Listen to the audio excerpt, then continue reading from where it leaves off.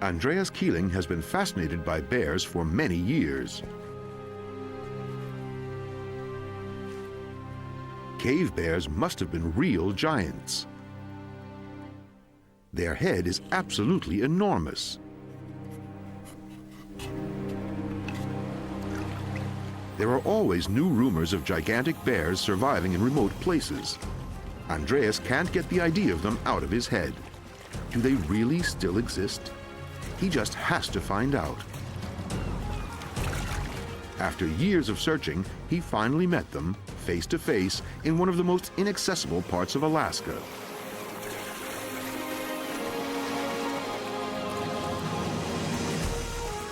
He found that they really do still exist. And his reward was the best pictures he has ever taken.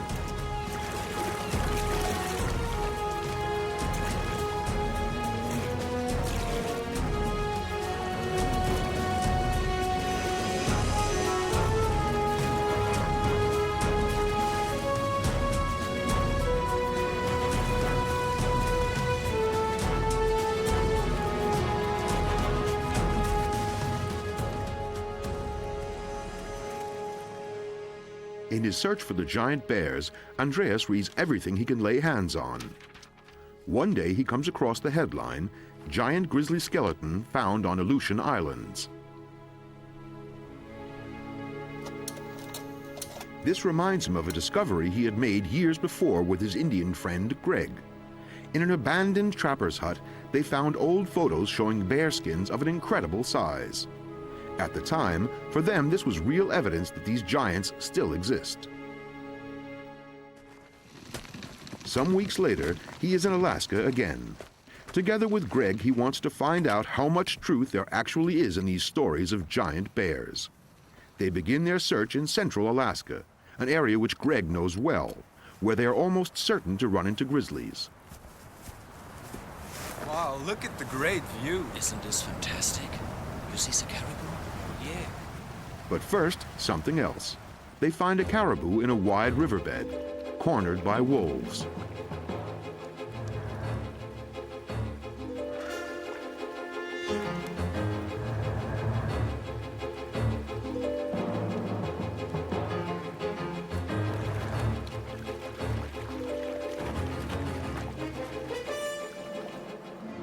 Andreas has been filming and photographing in Alaska for 11 years. But in all that time, he has never seen the climax of a hunt. The animals in this huge country are relatively few and far between, so the chance doesn't often arise.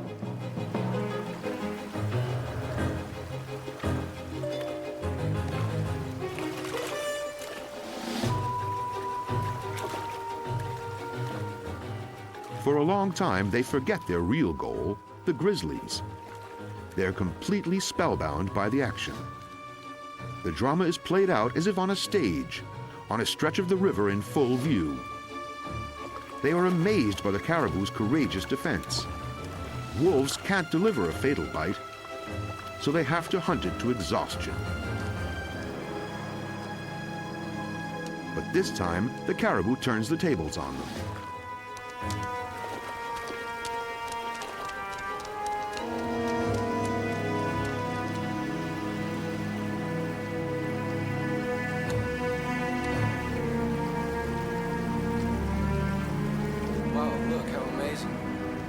Gave up on the caribou. That's unusual. They have pitched their camp on a hilltop with a good view. Towards evening, they have visitors.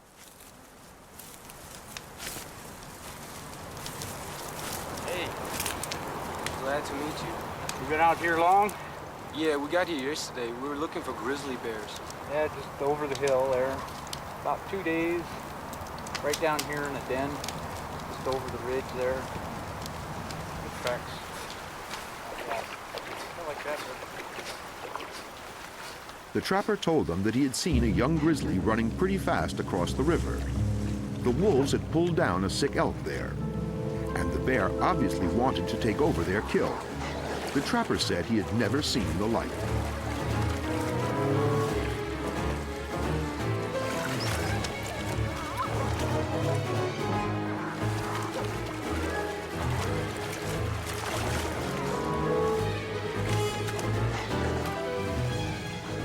Of course, the wolves didn't want to give in.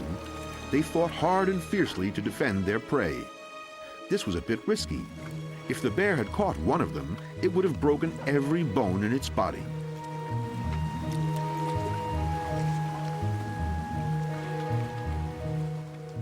The bear was still pretty young and inexperienced. This wouldn't have happened with an adult. It was incredible. The trapper could hardly believe what he was seeing.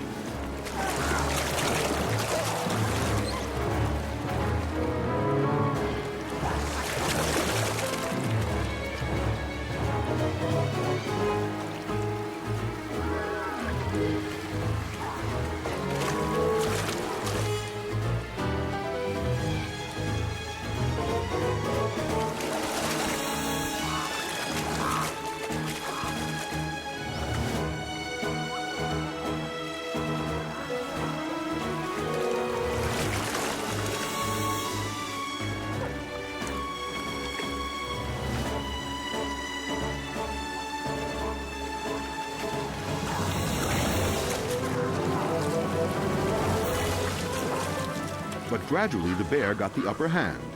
Probably most of the wolves had already eaten their fill and were gradually quitting the fight. The last of them could no longer keep the grizzly at bay and gave up.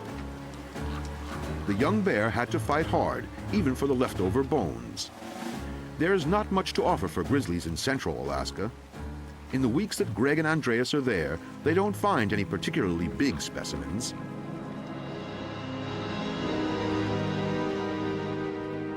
So they decide to have a look on the southeast coast of Alaska. The climate there is more gentle, and the coastal mountains are covered in dense forests. The annual rainfall here is higher than in the tropical rainforests, and the temperatures are relatively mild. There is much more food to be found in the forests and rivers here than in the interior. In the dense vegetation, they work long and hard tracking bears. Coastal brown bears, as the grizzlies here are called, are amazingly shy. Andreas can approach only very cautiously from upwind. Even so, it seems to spot him quickly and disappears further into the undergrowth.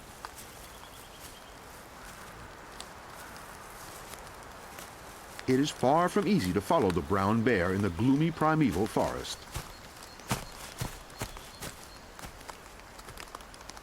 In spite of all his efforts, within half an hour he's lost sight of it.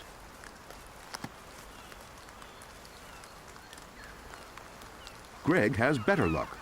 On the bank he has spotted a black bear eating something. Greg wants to find out what it has caught and creeps up cautiously.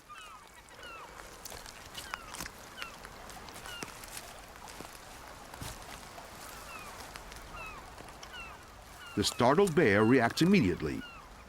Unlike the grizzly, it doesn't retreat. Instead, it looks for safety up a tree.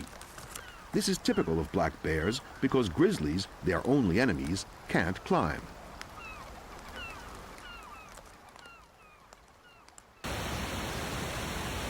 The rivers of the northern coastal rainforests pour massive volumes of water into the sea over steep rapids. During the summer months, these turbulent rivers are a favorite hunting ground for bears. For a female black bear with cubs, salmon is the most nourishing food of the year.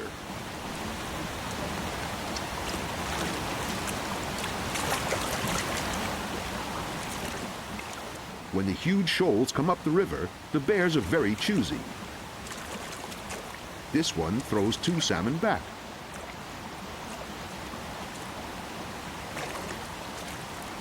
Only the third is carried to their feeding place, but they won't have the enjoyable meal they were expecting.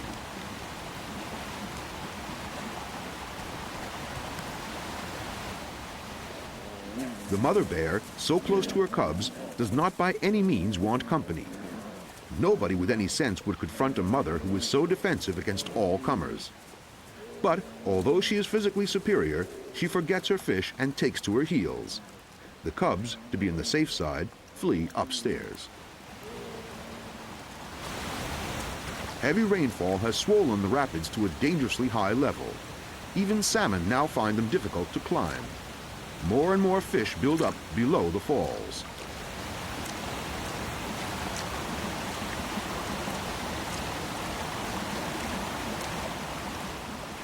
The fierce current also makes it harder for the black bears to catch their prey.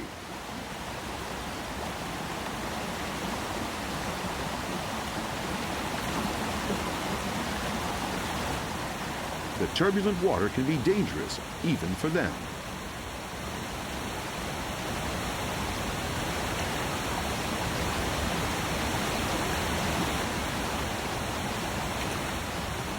The cubs no longer dare to go close to the waterfall, but their mother can still supply them with food.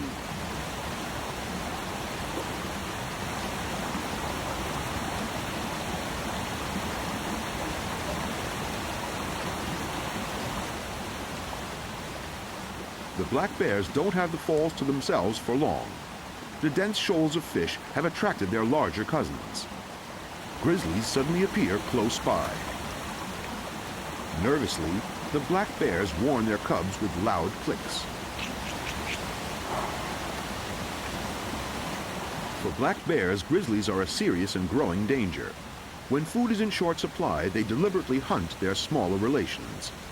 Here, in fact, they have more than enough to eat, but the mother black bear prefers to disappear along with her cubs. Better safe than sorry.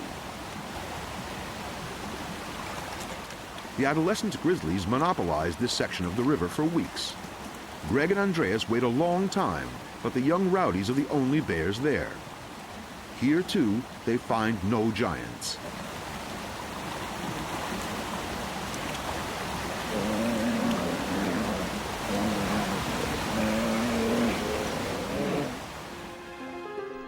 They decide to continue their search in a sailing boat. Further to the northwest, there is still very promising bear habitat, and a boat is the best way to get there. Their goal is Kodiak, the legendary bear island in the Gulf of Alaska. Some 100 sea miles lie before them. With luck, the weather will stay calm in these often stormy waters. After more than a week at sea, Kodiak comes into view. In the cold phase of the Ice Age, about 15,000 years ago, the sea level was much lower. Kodiak was then joined to the mainland, and coastal brown bears could easily walk there. Isolated on the island, the subspecies of Kodiak bears evolved. The Green Island, where there is plenty of rainfall but little snow, doesn't make for an easy landing.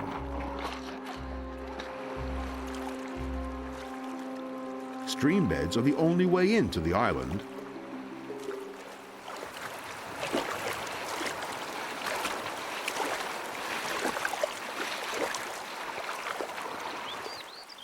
Almost impenetrable alder thickets as far as the eye can see.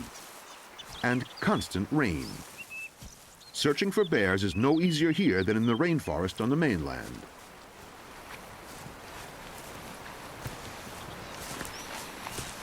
After several days, they finally find the first signs of bears. This spruce has been marked by a brown bear and used as a scratching post.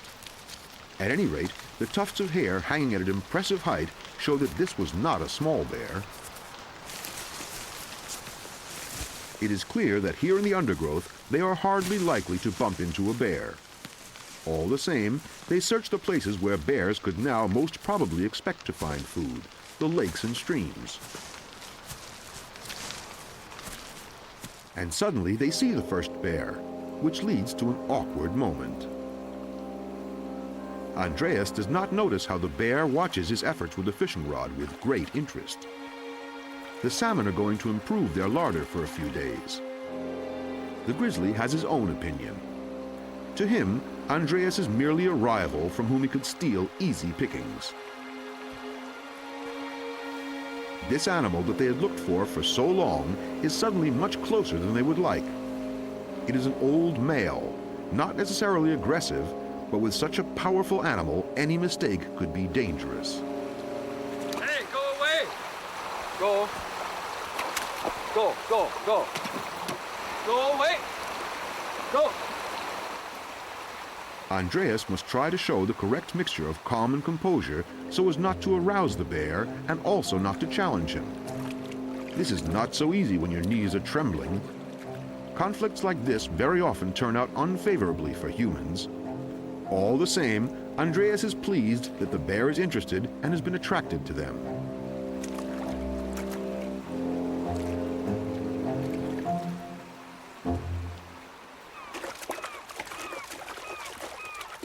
And now they have found it, the best feeding place for bears for miles around. A shallow fjord is absolutely swarming with them.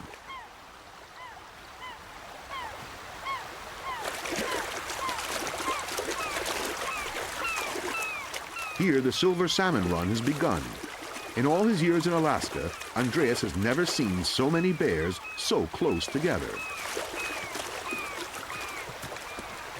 In fact, bears are loners, and the presence of so many of their kind leads to a number of small quarrels. But generally speaking, grizzlies are peaceful animals. Conditions are ideal for bears in the Kodiak Islands. An amazing number of mother bears here have 3 or 4 cubs following them. In the cold parts of Alaska, by contrast, they have at most 2 cubs.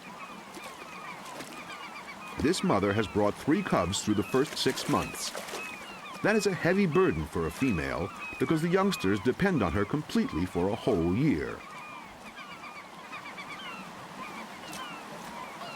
To Andreas' surprise, the cubs eagerly try their hand at fishing.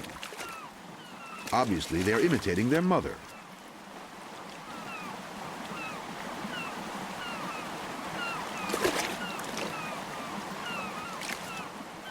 At first, they treat it as a game, and then the tiny creature actually succeeds. Andreas has never seen such a young fisherman in the whole of Alaska. He seems mightily proud of his catch.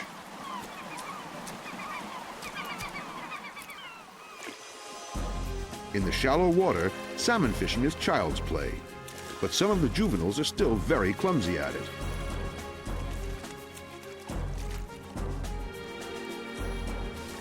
It's not so easy to get a firm grip on the slippery fish.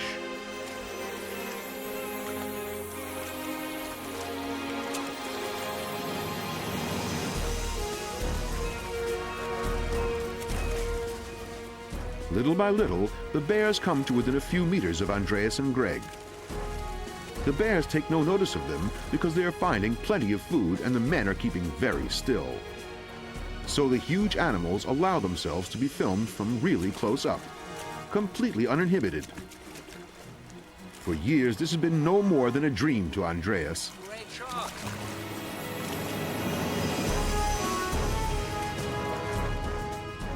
Sometimes it takes an amazingly long time for them to catch a fish.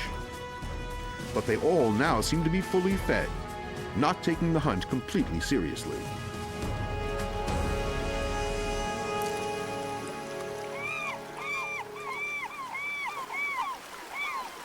Wow, did you see that grizzly bear? That's pretty incredible.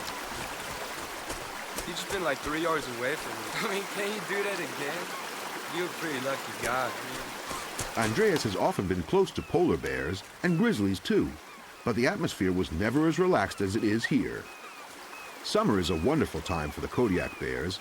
Without rod and line, without nets, they effortlessly haul in one fish after another. Andreas wants to see for himself how easy it is to catch a salmon with his bare hands.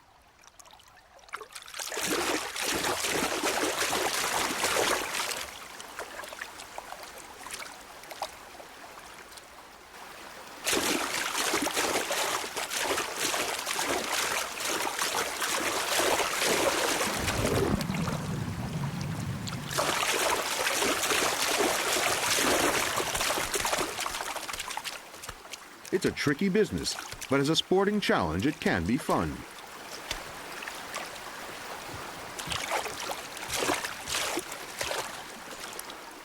The professionals showed them time and again how it should be done.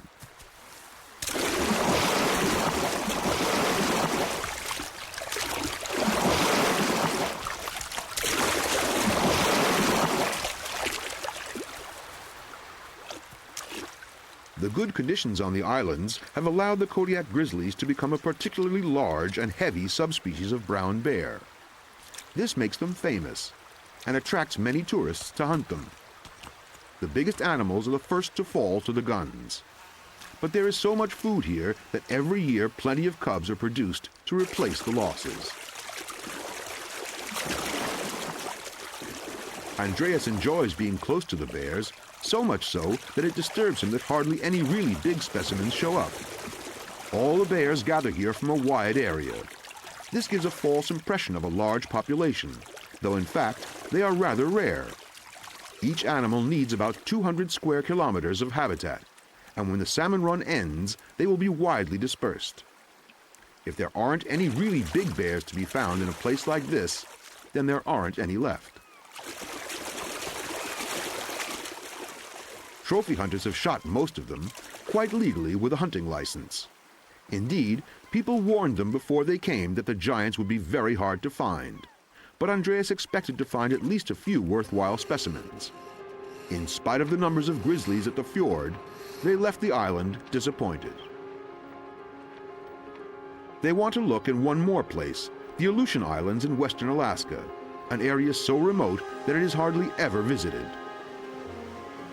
The chain of islands lies in one of the stormiest sea areas on Earth. Enclosed to the north by the Bering Sea and to the south by the North Pacific, it is the foul-weather factory for the whole region. With their light sailing boat, they are not exactly well equipped for these waters. They will need a few reasonably calm days to make the trip.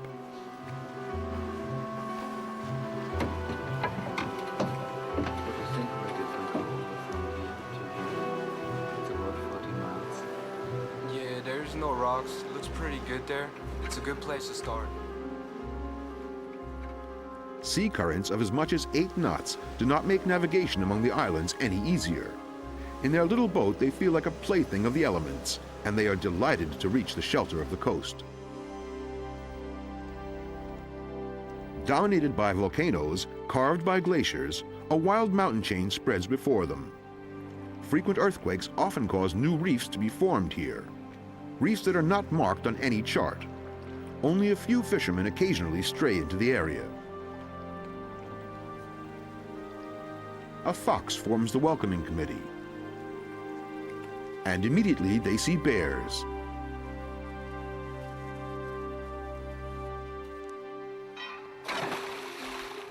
The anchorage in the bay offers protection from the waves, though the island has a tidal range of about 7 meters. At low tide, the boat is stranded. However, this is no problem because with its folding centerboard, it will lie itself gently on its side. The constantly changing tides make it essential to land with a boat. To save space, their dinghy is an inflatable. Sadly, it is irresistible to bears, which love the scent of rubber. If a bear took a bite out of the boat, it would be seriously bad news.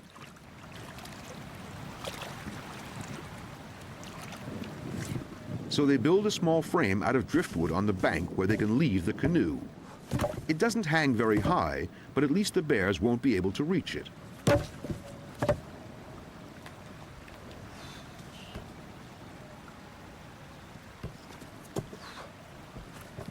As a further deterrent, they put mothballs here and there. Bears hate the smell. It's an old trick to keep them away from a camp.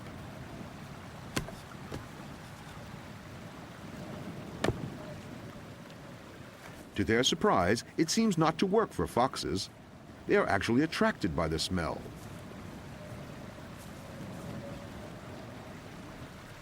Early on the first morning, they meet a large bear. It pays them no attention as it rummages along the tide line looking for food. He's an older, massive bear. Yeah, you're right. I think he's close to 1,000 pounds. Yeah, maybe. He's huge. He's a real big kind. He's a nice exemplar.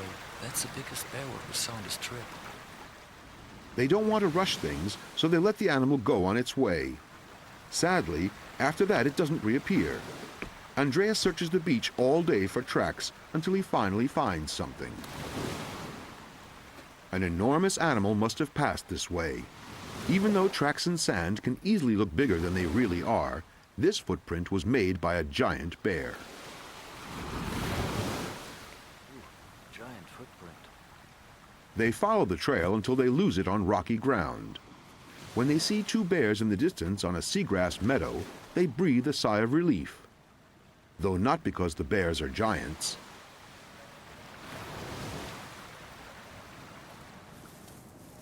They are two females who hardly notice Andreas as they graze steadily on the salt grass. It contains valuable proteins and minerals, but to become anything like satisfied, the bears must feed almost continuously. A female with cubs needs up to 20,000 calories per day to feed her young and lay down a fat store for the winter. She will not manage this with only seagrass to eat.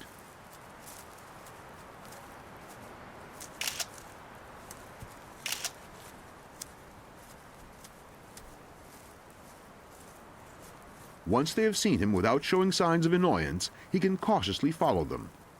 They have shown that they will tolerate him in their own way. But he shouldn't risk forcing it. The situation can easily and very suddenly become dangerous. The animals stay completely calm. In this isolated place, they have probably never met humans yet and have had no untoward experience with people. However, their close presence demands respect.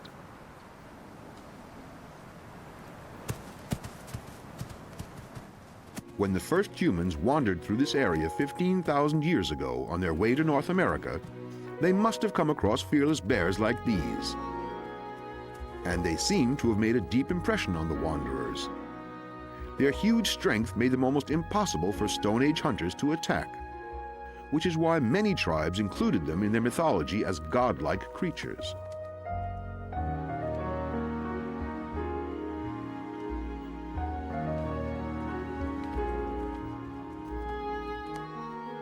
And it seems certain that some shamans drew practical benefits from the bears. Here, one of them digs out the root of a dwarf willow to eat. Shamans who studied the plants closely learned something astonishing. The roots contain an effective painkiller. They are rich in acetylsalicylic acid, the active agent in aspirin. Some tribes have known the uses of these roots and other medicinal plants for a very long time. They learned them from the bears. For the red foxes, Andreas is apparently like some strange predator worth watching. He might occasionally drop a few scraps, so they follow him all day. It's a particularly hard time of year for them. There are no mice or lemmings, and even birds' nests are scarce on this part of the coast.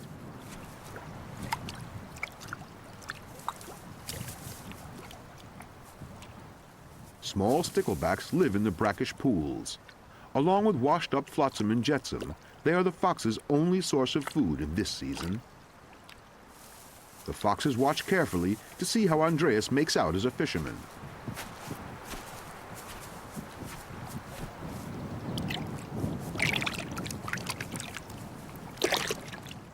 The little sticklebacks are easier to see from his vantage point, and he has no great trouble in catching a few.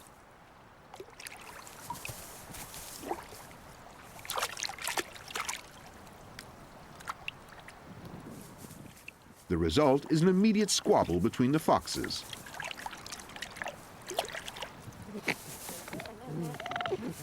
And Andreas quickly abandons his role as the great benefactor. They never set eyes on the bear with a huge footprint, in spite of days of searching. They decide to sail further. There are any numbers of bays here and offshore islands where no human has set foot for decades. Nobody knows where the bears go in the various seasons of the year.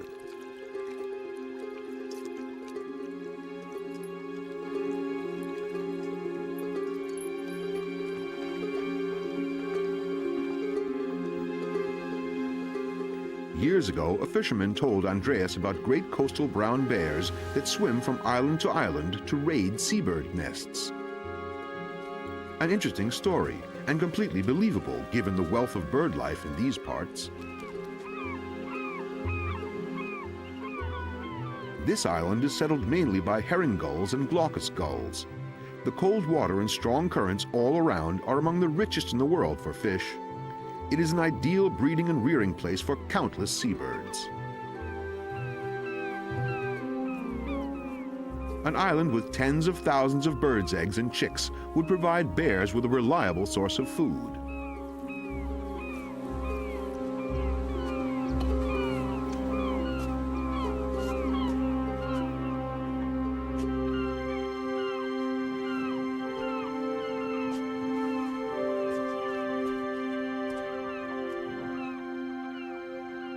But try as they might, they can find no sign of predators.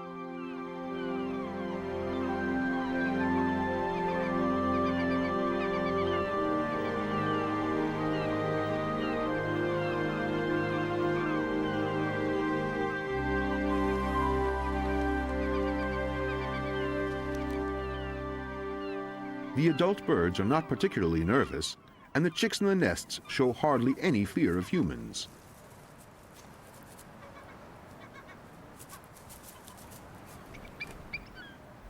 For a bald eagle, islands like this are a gold mine for a few weeks. They have built their eyrie on the highest cliff.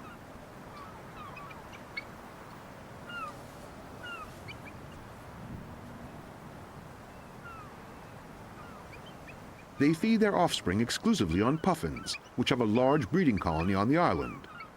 The birds seem to live here undisturbed by any larger predator. Next to the familiar puffins, Andreas and Greg find a colony of rare crested puffins. Their ornithological enthusiasm has unfortunate consequences. On days when the moon is full, the tidal range is especially high. Andreas anchored their boat too close to the shore, forgetting about the tide as they landed. When he finally thought of it again, it was far too late. The keel was not raised and the rudder still mounted. A big mistake, which with a very low tide can lead to serious trouble. The boat is listing alarmingly. If the fiberglass hull is split, it can mean a sudden end to their expedition in such a deserted place. The long rudder hit the bottom first and broke. Only a stump remains.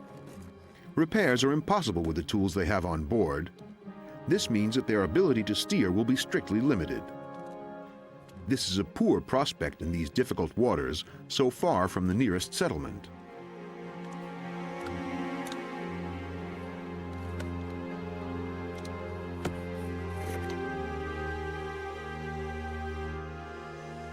But in the next bay, they forget such minor technical matters. The mudbanks are covered with bear prints. There are deep holes dug in the mud and huge numbers of mussel shells scattered everywhere.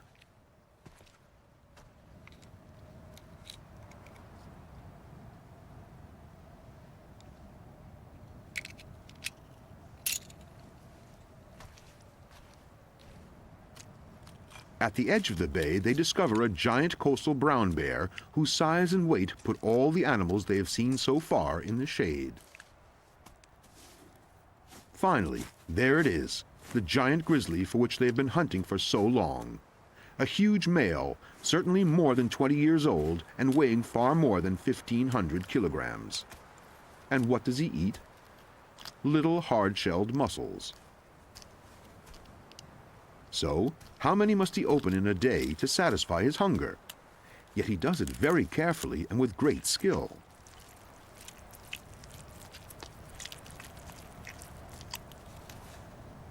Towards the men he is hesitant, almost suspicious. But bears here were never systematically hunted. Here, undisturbed for centuries, they could grow into giants like this. All Andreas can do is to stay still and let the monster come towards him.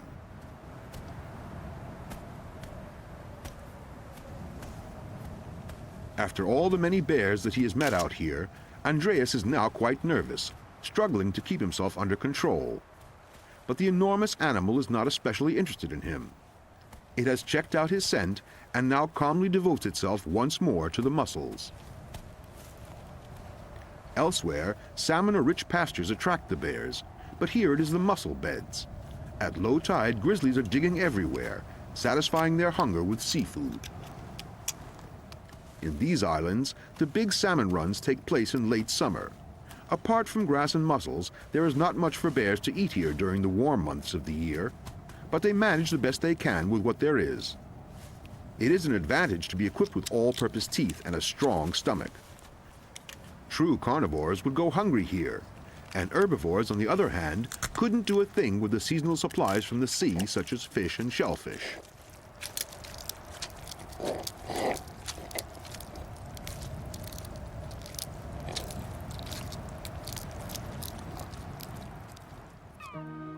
There is hardly any competition when the food supply is so evenly spread out. It's not worth squabbling over a few mussels. The mud bank is full of them. Week after week, the brown bears feed almost exclusively on mussels. Then some of the bears become restless. More and more of them leave the bay and wander inland over the mountain crests. Andreas and Greg have some hard days ahead of them because they have to haul their equipment a long way.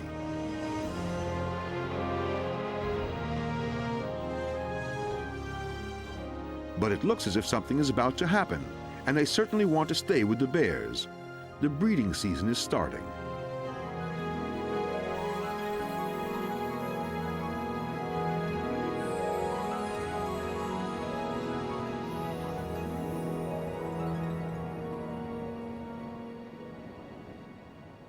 Beyond the mountain range, in a wide valley, they run into a large gathering of bears once again.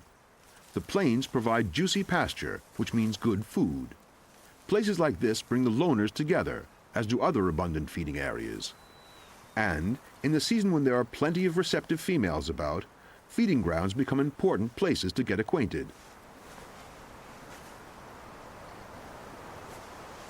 Even though the breeding season lasts for several months, each individual female is in heat for only about 3 weeks. Unlike many other mammals, the bear's ovulation is not spontaneous, but is brought on by her partner's courtship. This is important among animals that live alone, so that when the female is ready to conceive, there is also a male on hand who is ready to mate.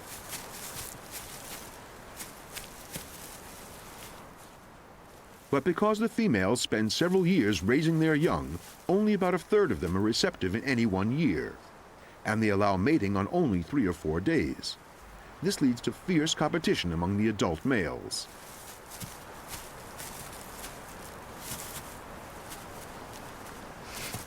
A stronger rival brings the cozy partnership to a sudden end. But he can't just take over the female.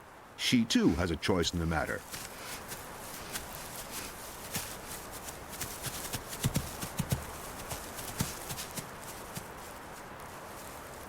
He is left empty-handed when the pair moves on again.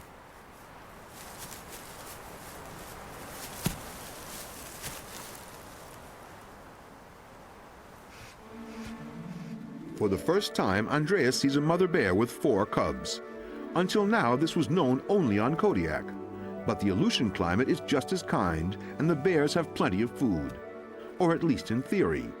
In fact, the cubs don't look too well, and their mother also shows signs that hard work has taken its toll.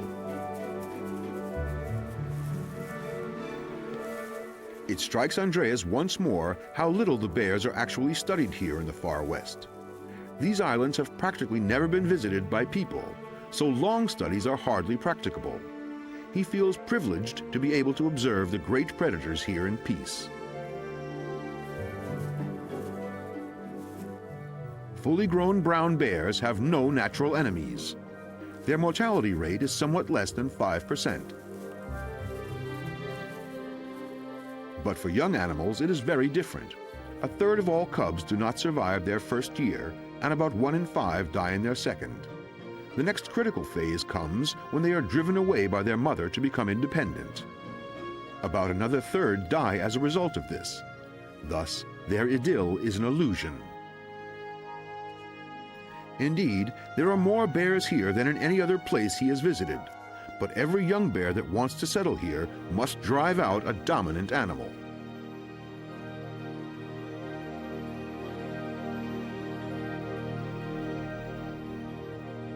In August, the days become noticeably shorter. The first northern lights flicker hesitantly in the night sky.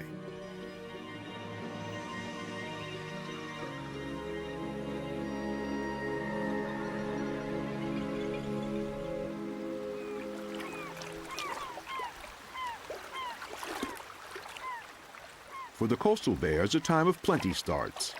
Now in late summer, the first salmon run comes in to spawn. This has nothing in common with the well-known salmon migration which Andreas has seen so often at home in Europe. Pink salmon hardly leave salt water to breed, and sometimes spawn while they are still in the tidal reaches of the fjord.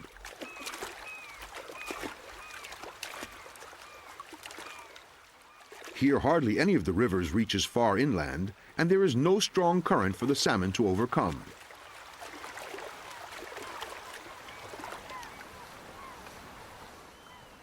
This little bay, still filled with salt water by the tide, is the end of the fish's journey. For Andreas, this is fine because he won't have to haul the heavy film equipment very far. He moves slowly and lets the bears know from a long way off that he is coming. As before, and as expected, they pay him no further attention. Round his boots, salmon swarm everywhere, eagerly searching for a partner or a good place to spawn.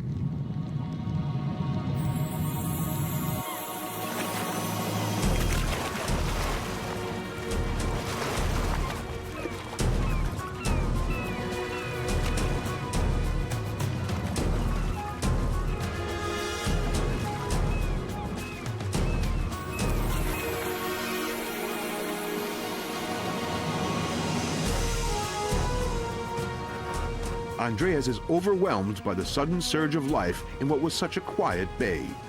It has always been his dream to film grizzlies against such a glorious backdrop.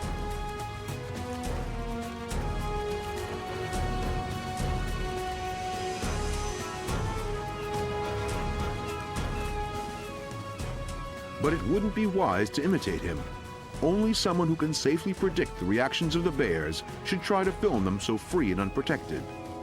After all these years, Andreas can judge what frame of mind they are in, and generally take good care to keep them peaceful. It is essential not to try to approach them, but instead to let them come to the camera. That way there is no surprise, and the photographer offers no cause for alarm. All the same, Andreas is very tense. A lion tamer probably feels much the same with his big cats in the circus ring. This time they are so close that he fears for the safety of the camera. If in the excitement of the moment they charge at him, he has hardly any chance of getting out of the way.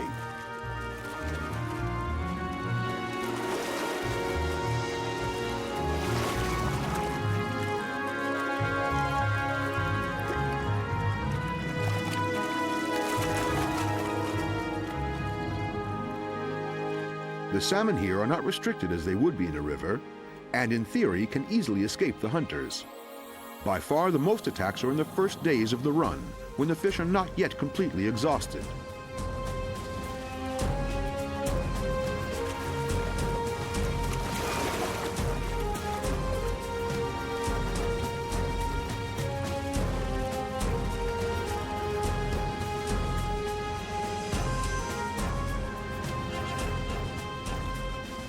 But experienced bears know how to get hold of their fast-moving prey.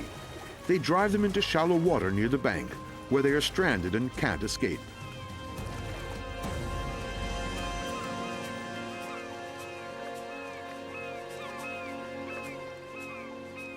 And then they have 4,000 more calories for their store of winter fat.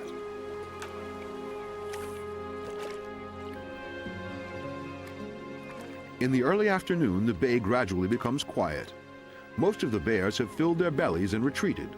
Only a couple of adolescents still tussle in the water, but even they are full and lethargic. The mother can now provide her young with so much fat fish and milk that they put on several kilos in weight every week. At the age of 10 months, some bear cubs weigh up to 50 kilos.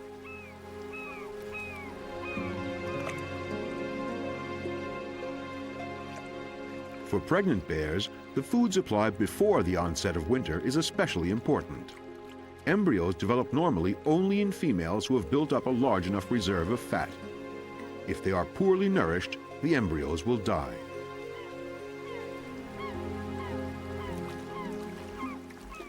This is why females often fight for the best fishing places, even when there is an abundance of food.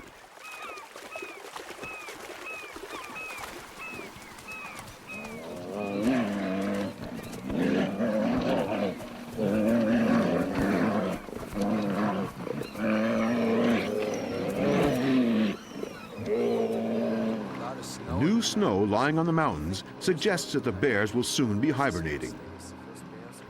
Andreas and Greg decide to set up a base camp. There seems pretty nice. We could use it to our base camp for the next few days.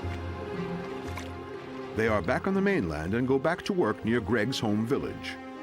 Greg knows of bears' dens which are visited every year in the fall, far up on the north slope of the mountain. Strangely enough, bears choose cold dens for their hibernation. In high places, they are protected against a thaw that comes too soon.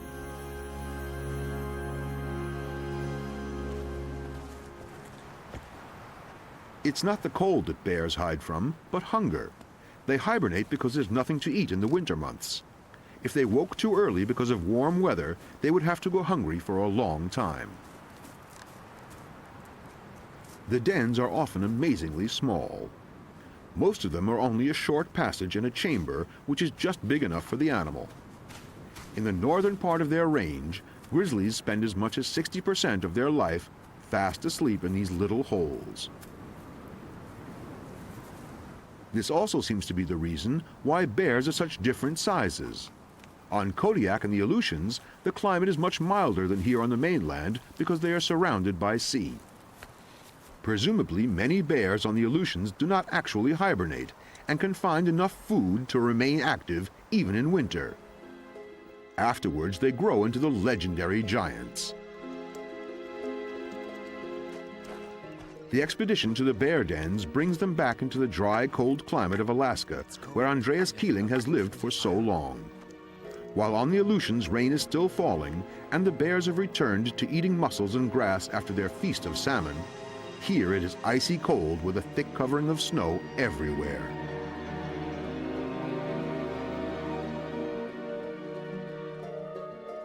Soon the sun will no longer rise, not even at midday. They spend their last days in the wilderness under the northern lights.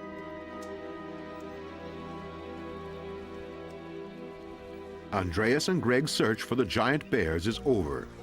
They have found them at the very end of the North American continent, where people seldom venture. Oh, wow, what a great show. That's incredible. The most impressive thing about grizzlies is their calmness. The really big bears are not bloodthirsty monsters. Instead, they are relaxed, peaceable animals. They might make impressive trophies, but to shoot them takes no skill or courage. It's better to let them live on undisturbed.